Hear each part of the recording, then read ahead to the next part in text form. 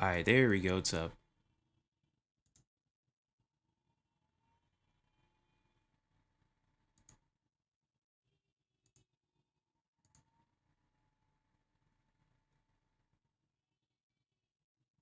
Alright. Time to watch 2 of these SCP videos.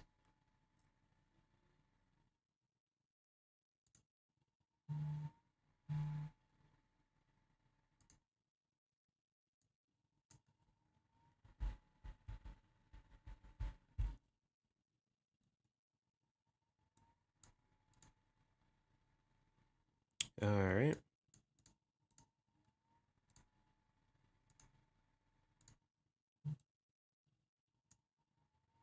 There we go.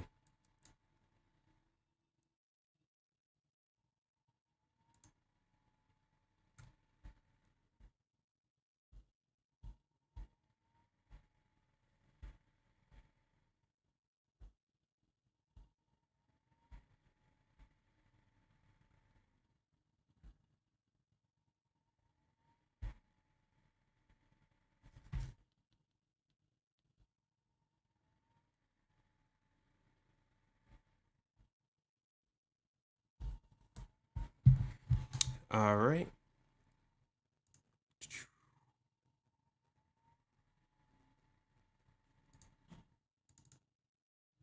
Which one's this? The Devourer Worlds. Alright. What's up? What's up? What's up? Welcome, welcome. Alright, let's get this. Let's get this going. What's up, everybody? My name is Gamerslasher, and today I'm watching SCP-001, the Gate Guardian versus the Devourer of Worlds.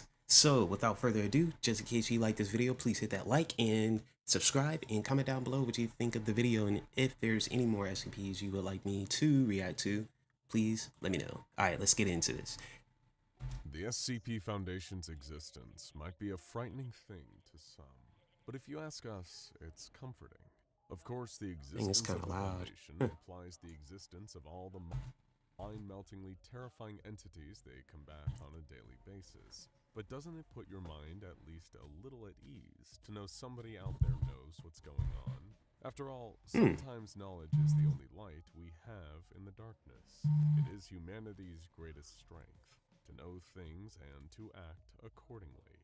From knowledge, we can understand our enemies and the threats they pose. Oh, you can't see it? Oh, my bad, my bad. Alright, hold on. We about to have to redo that whole thing. SCP Oh my goodness. But you were able to hear, right? Was that a little bit too loud? Alright, my fault. I forgot to turn I forgot to turn on the screen.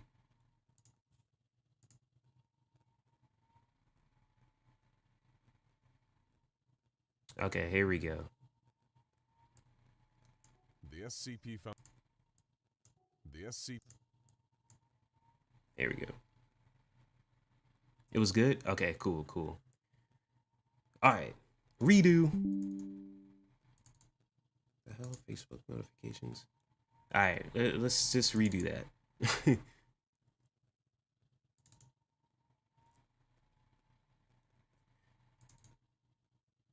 What's going on, everybody? My name is Gamerslasher, and today I am reacting to SCP-001, the Gate Guardian versus the Devourer of Worlds by SCP Explained Story and Animation.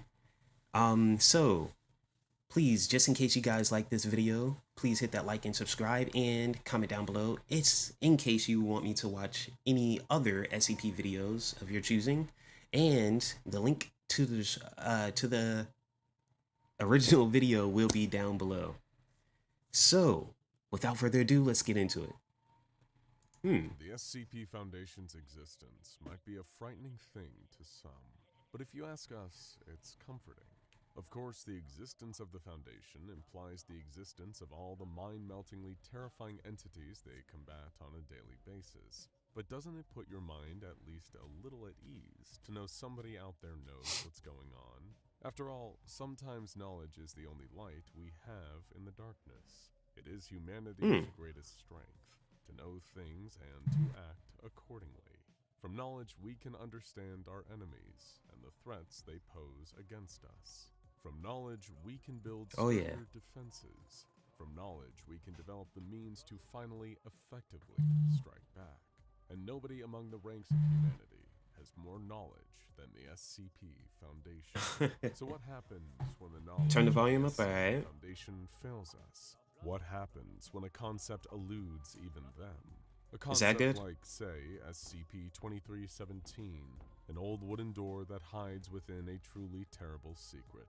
A Whoa, secret I didn't even known by know about many anything as about the this. Devourer of Worlds, a beast every bit as powerful and unpleasant as that name suggests. The SCP Foundation looks performs crazy. a complex set of rituals every single day to keep him contained.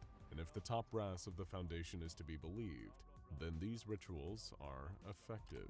But I think we all know better than to believe everything we're told around here, don't we? The truth is, beyond the wooden door known as SCP-2317, there is a hellish desert world, underneath which the Devourer of Worlds awaits. He is kept in place, bound by ancient chains created by a race that has long since been lost to the history books. And while the What? Foundation tells it Wait a minute, so this thing was created? Who the hell? What? And nobody knows who created this Devour Worlds? Yo, that's crazy. Where did they get this door? its underlings that the rituals D-Class personnel perform here every day helps to keep these chains in place. This is little more than a placebo.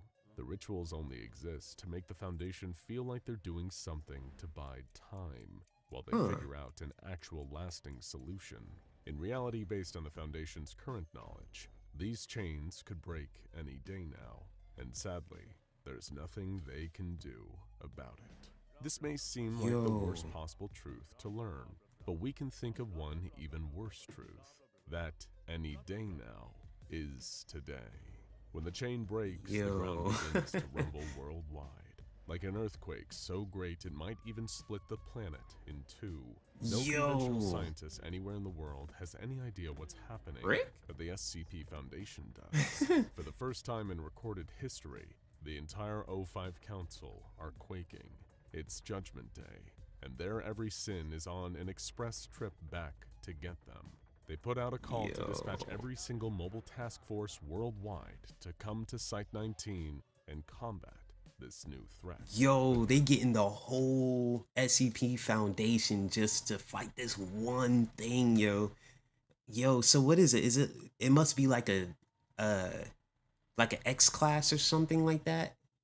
End of the world scenario, right? Deep down, the Holy council members smokes. silently worried that this would be about as effective as the sham rituals they claimed every day would protect them. Meanwhile, Site-19 exploded. Most of the Foundation personnel and anomalies stationed there perished in an instant, as a giant clawed hand rose out of the ground, grasping at the sunlight for the first time in millions of years since imprisonment. Its sheer size, hundreds of kilometers in height, displaces and destroys the land around it as it climbs free from the earth. The Devourer of Worlds is a monster of such magnitude that it dwarfs even the Foundation's mightiest weapons, but their mobile task forces fight valiantly, or perhaps foolishly, nonetheless. The Foundation went in with its finest resources and weaponry, from advanced cruise missiles to classified laser projectile weapons that conventional militaries wouldn't be finding for another century. And all of it amounted to be the strength of getting a mid-rate birthday clown's cheap cream pie to the face. The thick, scaly hide of the beast somehow rejected everything they threw at it. Jets were scrambled, flying around the Devourer's gargantuan head and peppering its great eye with bullets, followed by heat-guided rockets. Nothing. The monster simply swatted them out of the air with its claws. Down below, ground forces mobilized en masse, from tanks to turrets, unleashing all kinds of they throwing everything at it, man. Below. And still, what good did it do? The monster simply kept walking, killing thousands with every footfall. Its magnitude was simply unfathomable. You gotta have another Strength and SCP. reality anchors were placed at its feet in hopes of creating some kind of trap, but its ancient feet defied their force. Every mobile task force from Hammerdown to Samsara did what they could, and what they could do ultimately amounted to a fat lot of nothing. The rampage of the Devourer was undeterred. Within an hour, he would reach a population center, and then This thing must be as true hell big as would be Godzilla. unleashed upon the human race. But sometimes the only thing that could destroy something inhuman was something so much more than human. Over in the low-risk humanoid containment center of Site-17, SCP-343, perhaps better known as God, was watching all the horror 343, yeah. unfold in his mind's eye. So What is he gonna do about it? And wreaking havoc on the world that he put so much effort into creating. No, that simply would not do. How could he let such a vulgar creature, taking billions of years of beauty, love, kindness, happiness, and natural majesty, and turn it all into ash and dust? He would not stand for it. But God, Is he gonna unimaginably powerful, he ain't gonna do nothing. a philosopher, not a warrior, who would be not only beneath his celestial position, but dangerous for all life on Earth, if he were to unleash the power required to destroy the Devourer himself. The armies of God are the greatest in heaven or Earth, but he would need a champion to lead them. And while the operatives of the SCP Foundation fought and died bravely for the human race, SCP-343 blipped out of Site-17 and reappeared in the Middle East, where his champion would be waiting, guarding the gate to paradise. Oh, bro, the Gate Guardian, right here. Known as the Gate Guardian. A huge, glowing humanoid with wings made of fire, and a sword hotter than the sun, capable of cleaving its enemies apart on the atomic level. Typically, any being who traveled within a kilometer of the Gate Guardian would receive this treatment, a strike so powerful that in the aftermath, not even dust would remain. But when SCP-343 appeared mere feet away from the mighty Gate, yeah, I believe so too. I think 343 is the gods, from the Bible. Oh yeah. The Guardian fell to one knee and bowed its glowing head in holy reverence. See? Master, the Guardian said. You have returned to me at long last. I will do thy bidding. What must be done? Uriel, God said gravely. Uriel? Oh, yeah. One more powerful than this world has ever known. Battle him while I gather the armies. Do whatever it takes. He must be stopped. The Gate Guardian Uriel rose to his feet, spreading his great wings of fire. It shall be done, my lord. Uriel boomed, and faster than any human being could possibly perceive it, he had taken off into the sky, leaving the gate behind him unguarded for the first time in the memory of the human race. God sighed. It was time to finally open it. Back with the Devourer and the Mobile Task Force Army trying in vain to slow his advance. For the most part, the creature's hide was so thick, it was hard to even know if he noticed most of the puny humans firing on it. Some of the ones down below, driven half mad with fear, rage, and the crushing weight of futility, pulled out knives, swords, and bayonets and ran at the creature's feet, stabbing away even as their blades. Dang, yo, nothing works. Of course, the Devourer of Worlds paid no mind to them.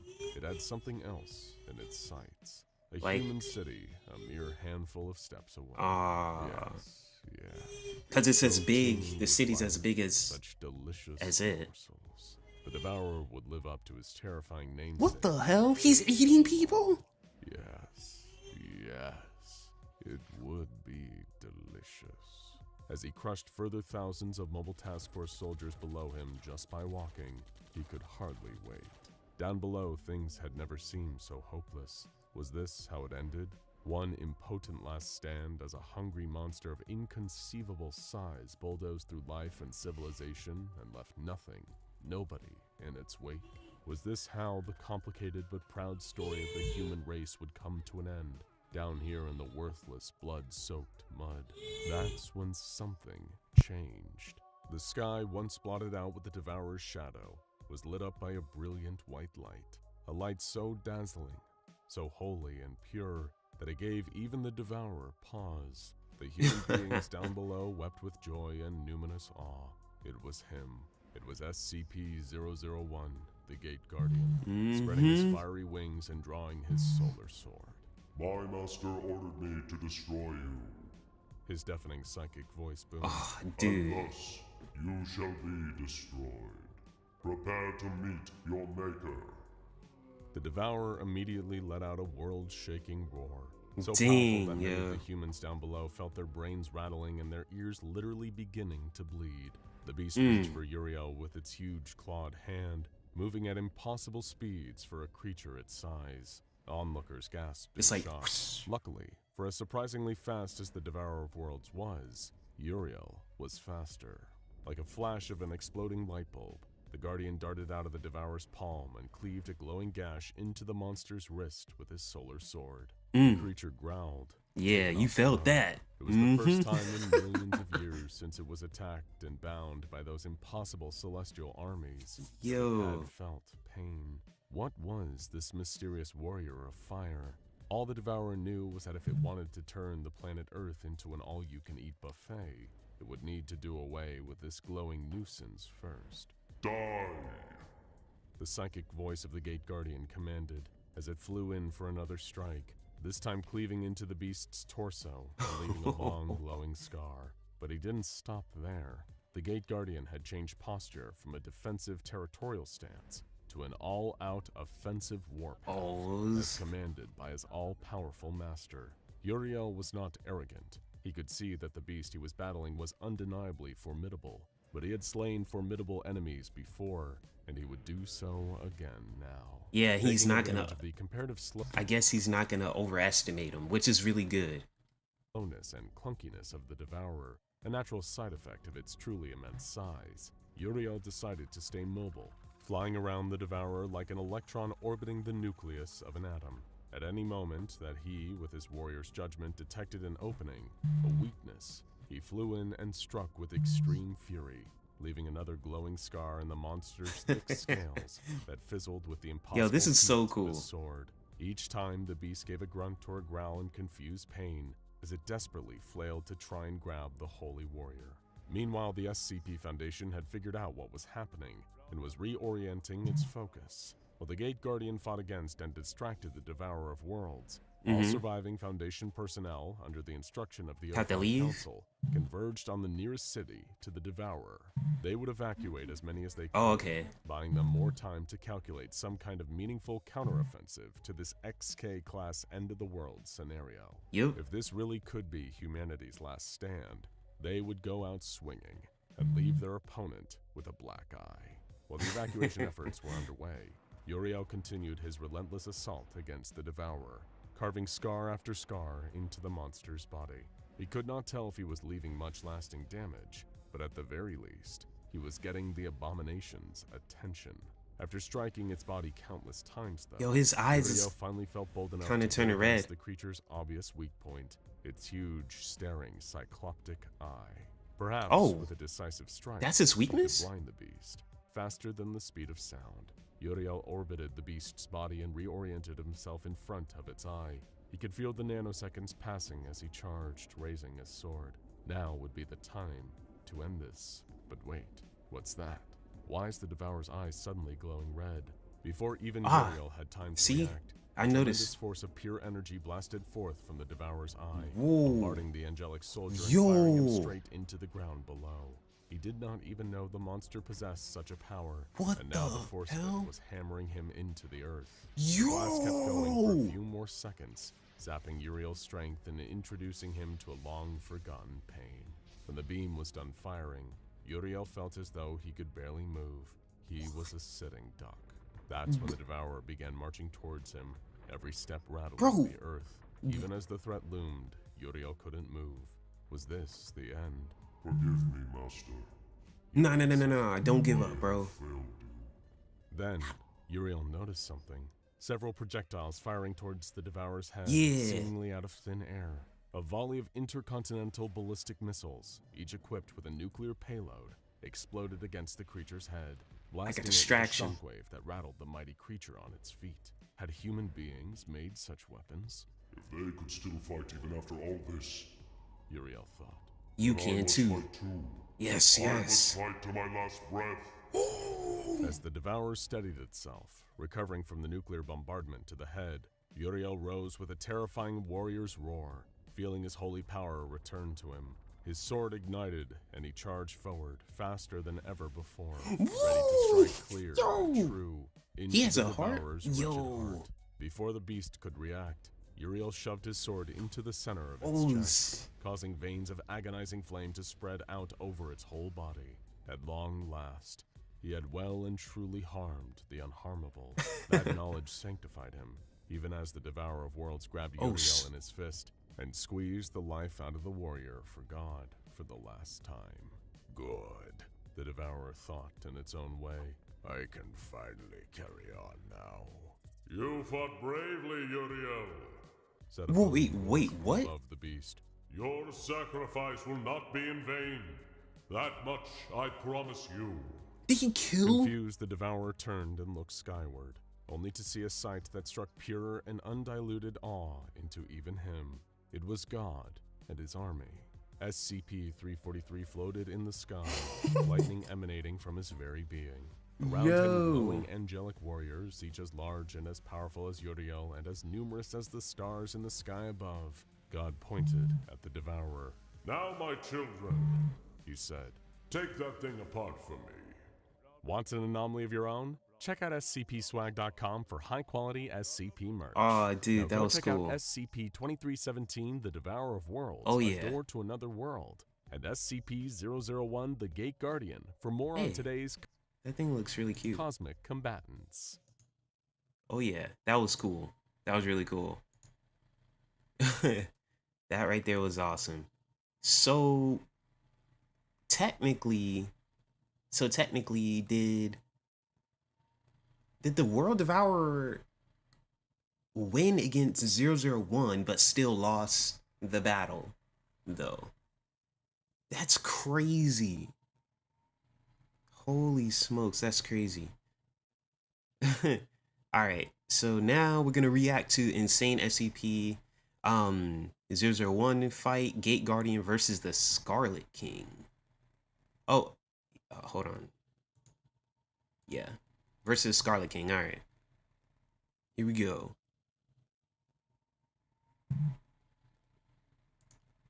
Any changes today? The younger security officer Zach asked as he stepped into the watchtower. As if, replied his superior, a Let's turn that up a little bit. man who insisted on being referred to as Mr. Jefferson. Alright, I think that's good. Moved, spoken, or done so much as stretch one of those wings of his. Another day at the office then, Zach joked. Through the window, the pair. So which one's worse, the World Devourer or the Scarlet King? The Scarlet King sounds like it's worse or something. He said that it would.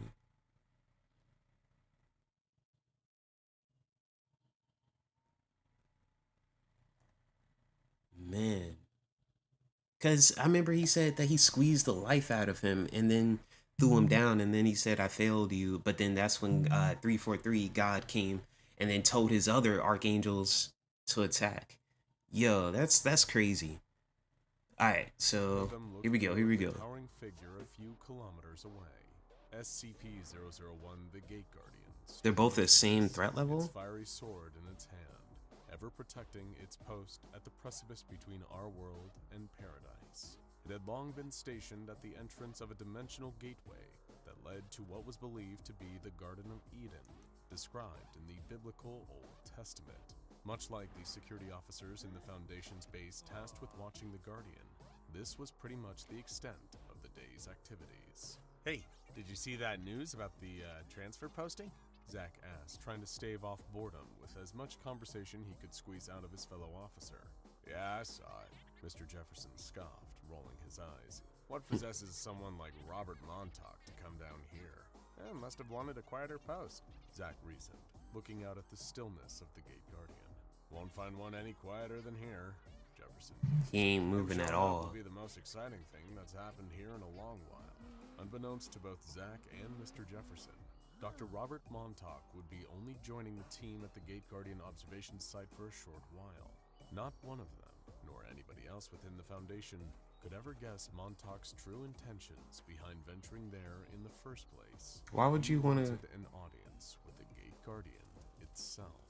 Approaching the colossal 1,000-foot-tall being, Dr. Montauk crossed the threshold of the minimum safe distance from the Guardian. Don't cross it. Given the sheer heat of its weapon, hotter He than crossed the it. sun, anything within a kilometer of SCP-001 was at risk of being obliterated, vaporized into atoms if they didn't turn back. Yo, dude, that's To a voice crazy, that fam. immediately rang out in Montauk's ears. The Gate Guardian commanded him to do.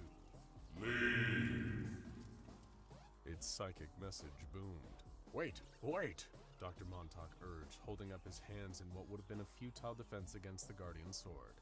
I know what you do when people don't listen to your commands, but please, just give me a minute. There was silence. SCP-001 didn't reply. There was nobody else close enough to hear Montauk speak to it. So, he continued. You are impossibly old. We know that much about you. And because of that, you must have seen things that we can't even begin to imagine. Yo, this is cool.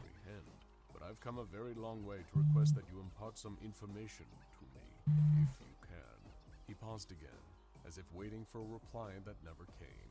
The Gate Guardian merely stood in the same defensive, unwavering stance. Tell me, please, how much do you know about the Scarlet King? By this point in time, although the Foundation was yet to realize, Dr. Robert Montauk was slowly going insane. His investigations into an anomalous entity known as the Scarlet King were gradually corrupting him, as he tried relentlessly to quantify exactly what this entity was, and how great of a threat it posed. Little did Montauk realize that, in trying so hard to define and comprehend the being, he was inadvertently fueling its power. The Scarlet King was an interdimensional warmonger, an embodiment of hatred and chaos, and Dr. Robert Montauk was slowly falling under the King's influence. Upon hearing the tiny human figure utter his— So I'm assuming that like him obsessing over this, trying to figure out what the Scarlet King is, I'm thinking he's gonna end up bringing it there inadvertently or something. question, the immense Gate Guardian rebutted with another single word psychic command, one it had never been recorded giving before. Witness! Ooh. As if his increasing instability and the creeping influence of the Scarlet King hadn't made Montauk feel bad enough, he instantly felt sick. There was a searing pain behind his eyes, like he was staring directly at the sun, accompanied by a nausea that made his head spin. It took a moment of enduring the horrific sensation before he realized what was happening. The Guardian was trying to show him something. Rather than give any information on the Scarlet King verbally, SCP-001 was imparting a psychic vision onto Montauk, a memory of events long past, the answers he sought, a warning, or perhaps all three.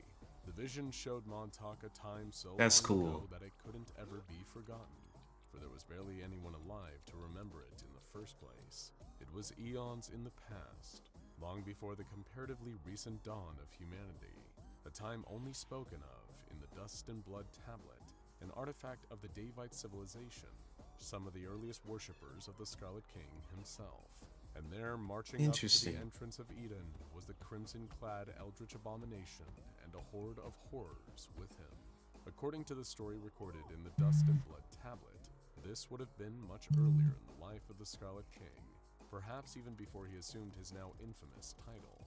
Back then, he would most likely have been known as his original name of Kanthrak, one of multiple siblings born when the Tree of Life was planted, and thus created all life in the multiverse. Yo, that's wild. Siblings cursed with awareness.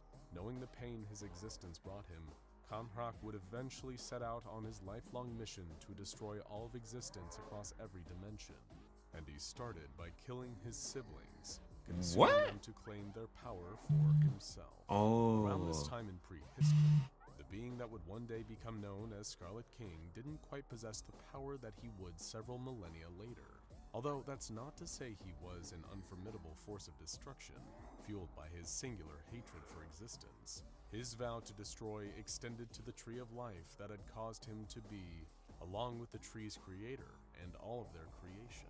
In other words, everything in the multiverse, all of creation, if you will. So what was the Scarlet King doing there so long ago, at the dimensional doorway protected by the Gate Guardian?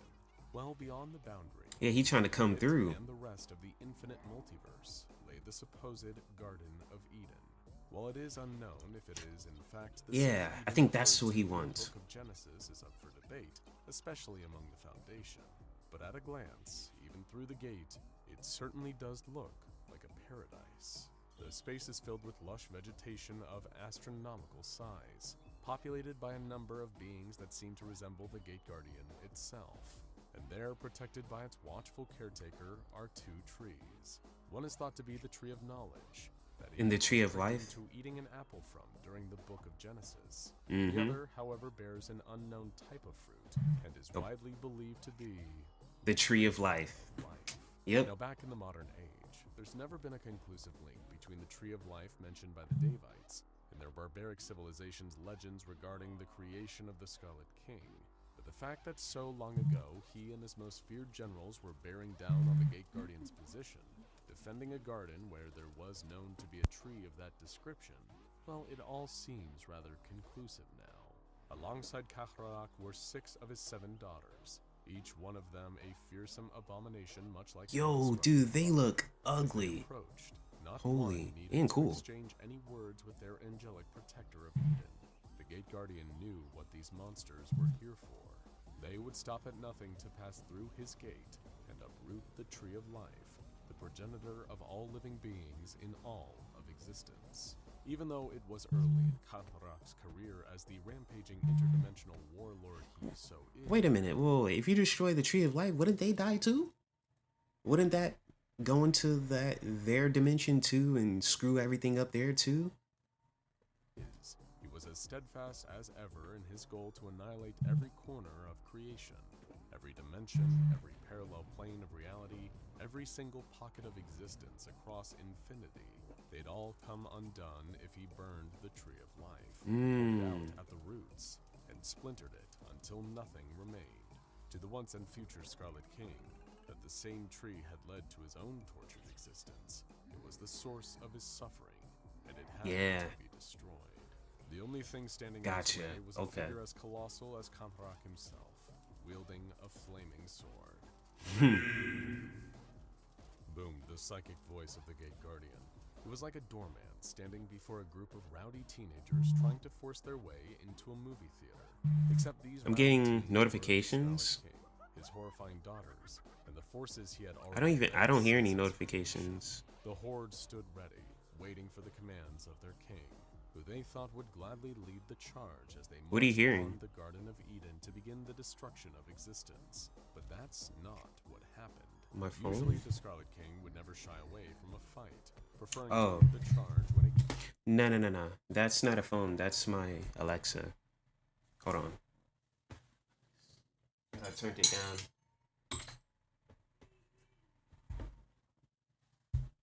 came to a slaughter. Yeah, because there's a lot of people here. Instead, he commanded Oh, his it's- first daughter, Ativik, to commence the first attack on the Let's rewind a little bit. These rowdy teens were the Scarlet King, his horrifying daughters, and the forces he had already amassed since his creation.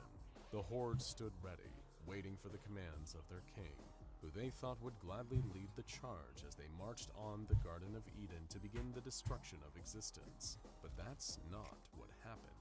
Usually the Scarlet King would never shy away from a fight, preferring to lead the charge when it came to a slaughter.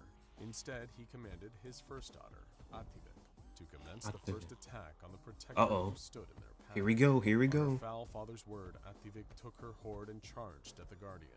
What she and her forces lacked in numerical advantage, Ativik more than made up for in her knowledge of war. She hungered for it, sought dominion. That was her seal, after all. And yet, in the face of this impending onslaught, the Gate Guardian remained still, rooted to the same spot it had as always, and would always be standing in. A number of Ativik's minions burst into flames, the very fabric of their crude form separated on a molecular level as they were effortlessly rendered into nothingness. Still, Yo, that is so cool. to move an inch had exerted no energy, despite the damage it had done to Ativik and her forces in defense of Eden. As his first daughter screeched and howled in despair at the decimation of her horde, her children, the Scarlet King decided he needed to better understand his opponent. With a wave of his clawed crimson hand, the king commanded his next daughter, Aghor, to send forth her own army. In a tidal wave of nightmarish creatures, Aghor sent her horrific children into battle. She possessed a far greater quantity to do battle on her father's behalf. Perhaps Aghor even believed that was the Scarlet King's plan. With a greater number of her forces over her sisters, maybe she would be able to overwhelm the Guardian. But even as her own children began to be vaporized the closer that they got to the gate, Aghor had no idea she was little more than a pawn, being sacrificed so so that Kanra could learn more about his imposing angelic enemy. Yo, he's about to Another really of the Scarlet sacrifice King's them. daughters, Yeah. being known as Anhwit, Rushing at was once called up could to have worked. contribute to the unfolding battle. No, Although wait. No, wait. This guy, the Gate Guardian, he can just slash everybody at once. So that's probably why the Scarlet King is actually willing to allow his siblings to die for him, just so in the end he can have full advantage, or assume he has full advantage against the Gate Guardian. That's what I'm thinking. Just how easily the Gate Guardians seemed to be eliminating the oncoming forces without even moving. While an outwardly frail-seeming creature, Anhuit's primary strength over her sisters was a proficiency in magic, her innate ability to warp and reshape reality around her. It was that power that had caused her father to be wary of her, viewing Anhuit's abilities as a threat to his leadership. And so, and all her children, leaving them unable to overthrow him, but still loyal to their king. Obeying her father's command, perhaps out of the same loyalty or fear that he would harm her and her children further if she disobeyed, Anhuit unfurled her magic. She reshaped the world around them, making it so that the passage of time moves so much slower. And that was what revealed to the Scarlet King his enemy's greatest strength in combat. The Gate Guardian had so far been able to obliterate both Ativik and now Aghor's forces without seeming to move, but it wasn't by standing still. It was moving, just much faster than the blink of Scarlet King's multiple eyes. Now that Anhuit's magic had slowed the passage of time, the Gate Guardian could be seen doing battle. As Aghor's atrocities that is cool, yo. To try and overwhelm it, it effortlessly blocked the Hold on.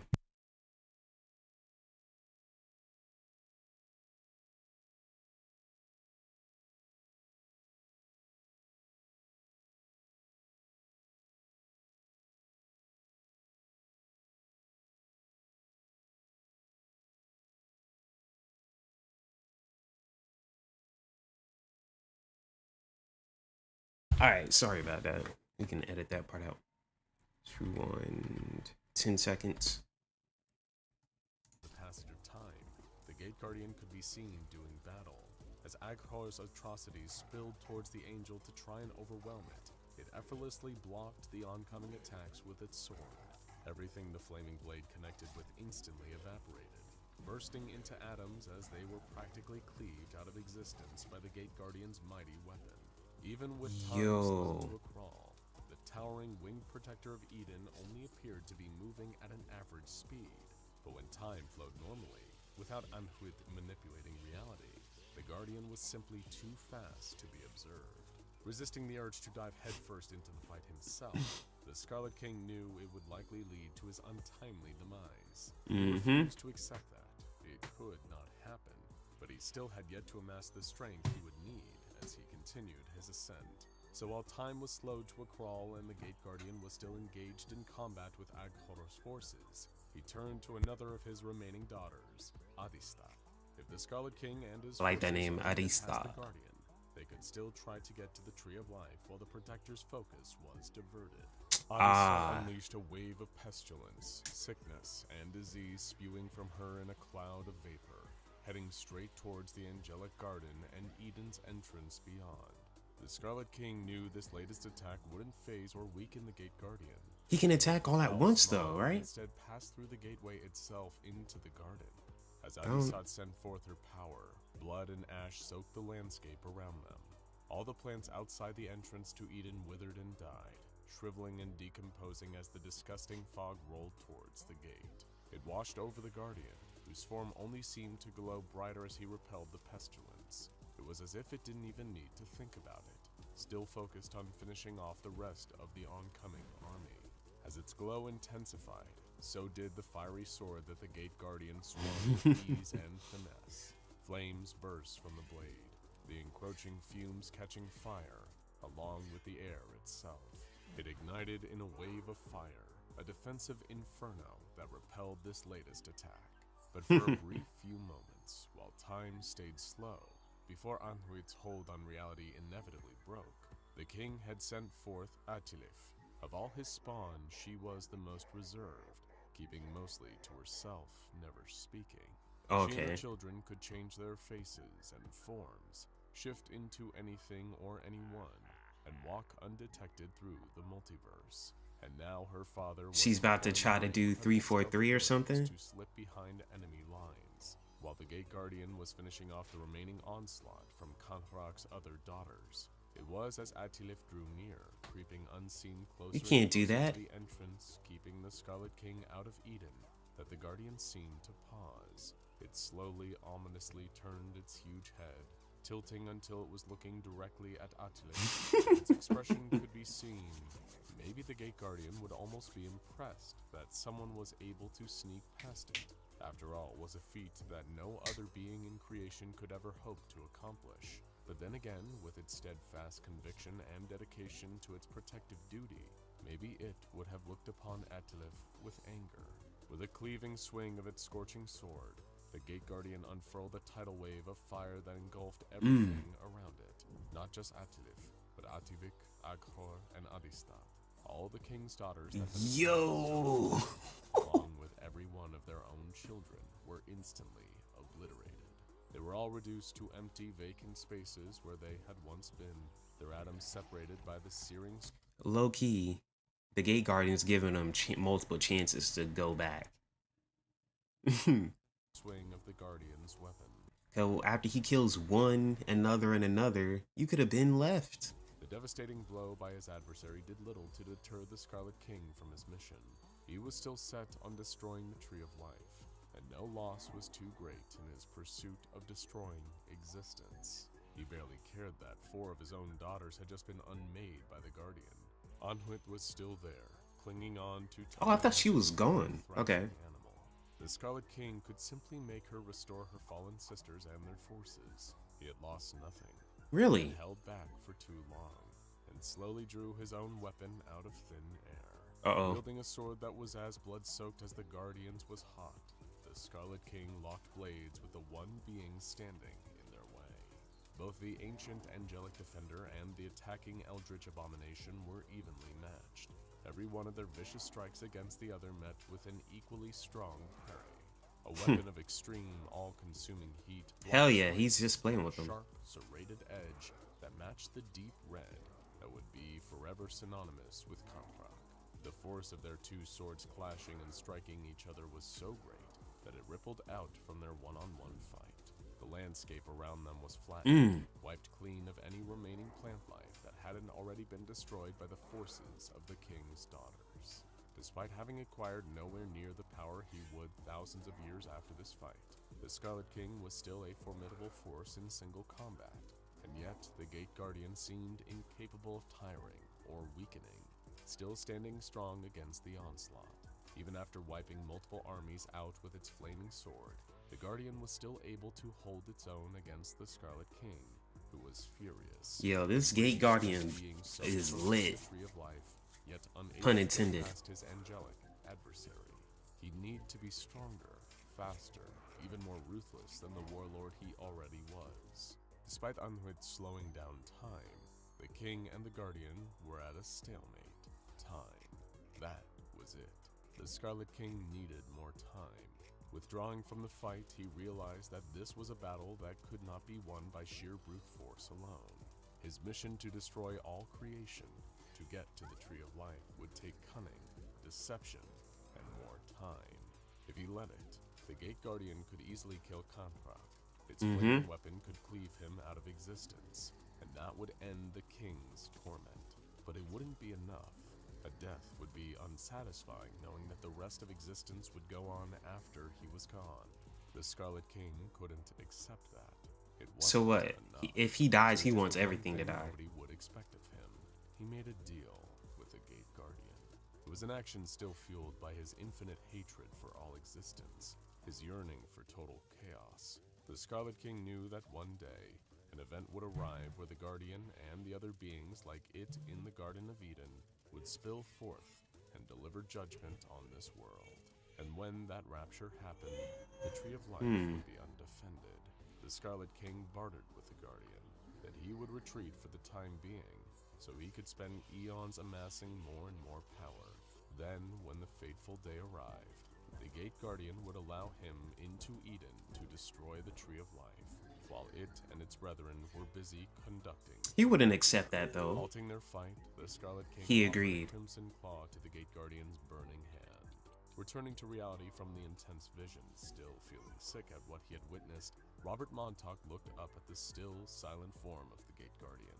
Did you Wait a second. I thought that was actually happening. That was just all in his eyes? Yo, that's crazy. Desperate to know more through his obsession with the Scarlet King.